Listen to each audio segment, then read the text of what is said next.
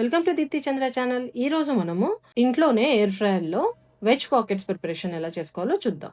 దీనికోసం ముందుగా చపాతీ పిండిని చపాతీలకి రెడీ చేసి పెట్టుకున్నట్టు బ్యాటర్ రెడీ చేసి పెట్టుకోండి. తర్వాత onions, capsicum, potatoes, coriander and green chillies cut చేసి పెట్టుకోండి. పొటాటోస్ని బాయిల్ చేసి ఇలా మ్యాష్ చేసుకోండి. అండ్ ఇందులో ఆనియన్, క్యాప్సికమ్, కొరియాండర్, కారము, ఉప్పు, గరం మసాలా అండ్ చాట్ మసాలా, కొంచెం పసుపు యాడ్ చేసి అన్ని కలిపేసి ఒక మిక్స్ ఇచ్చేసి పక్కన పెట్టేయండి.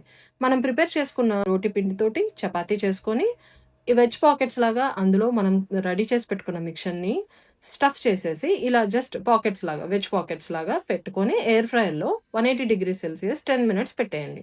10 minutes తర్వాత ఫ్లిప్ చేసి సెకండ్ సైడ్ కూడా ఆయిల్ అప్లై చేసి ఇంకో 10 minutes ఎయిర్ ఫ్రైయర్లో 180°C పెట్టేయండి. అంతే.